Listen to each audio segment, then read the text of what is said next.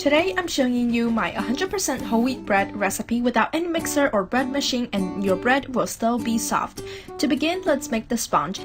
In a large bowl, mix together 1 cup of whole wheat flour and 1 packet of instant dry yeast. Then add 2 tablespoons of sugar. I used 1 tablespoon of white granulated sugar and 1 tablespoon of honey. You can make this vegan by using 2 tablespoons of maple syrup.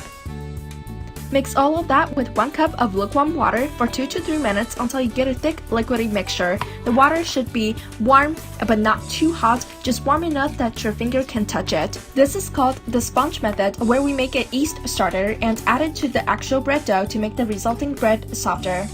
Now cover the sponge with a bowl and let it rise for an hour. The sponge will triple, so you want to use a big bowl. After an hour, the sponge should look very bubbly and foamy, just like here.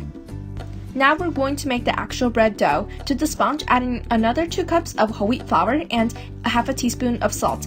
You want to give that a quick mix with a spoon.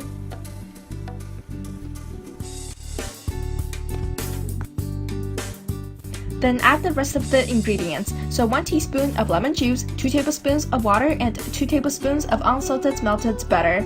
If you want to make this vegan, go ahead and use 2 tablespoons of oil. Now just finish mixing it until it gets to a shaggy mixture, then use your hands to knead everything until it comes together into a dough.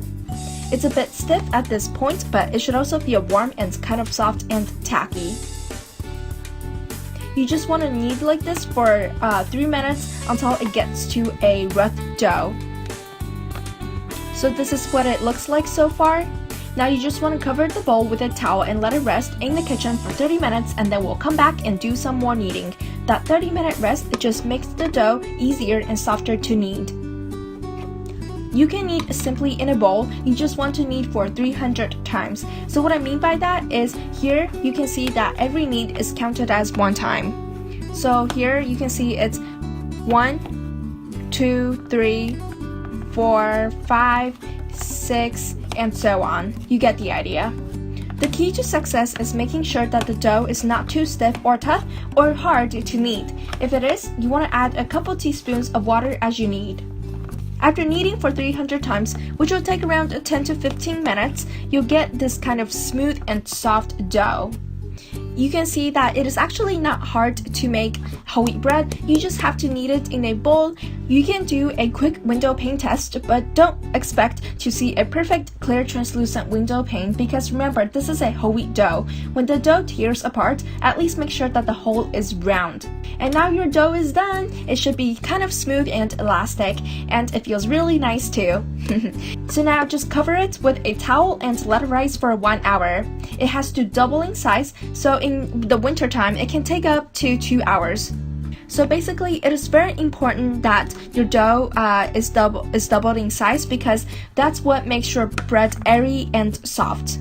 After the dough has doubled in size, I did a quick window pane test again, and I was really happy to see a successful window pane. Anyways, now you just want to cut the dough into 9 equal pieces.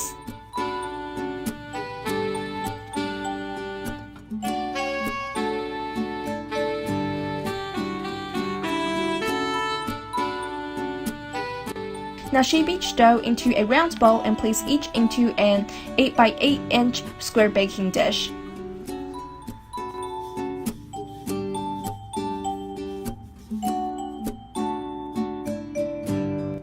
Now just sprinkle the tops of each bun with some water and some oats for extra prettiness.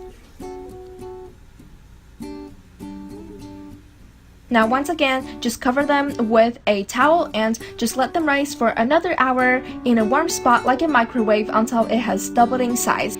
After an hour to an hour and a half, your buns will have all puffed up. Then you want to spread a bit of butter on top of each bun. Then that is all you have to do. Now you just want to bake these off at 375 degrees Fahrenheit for 22 minutes. After they come out of the oven, brush some butter on top of each bun, again while it's still hot, and you're done with your whole wheat rolls. Look at this, it is so fluffy, soft, tender, and moist, especially when it's just warm out of the oven.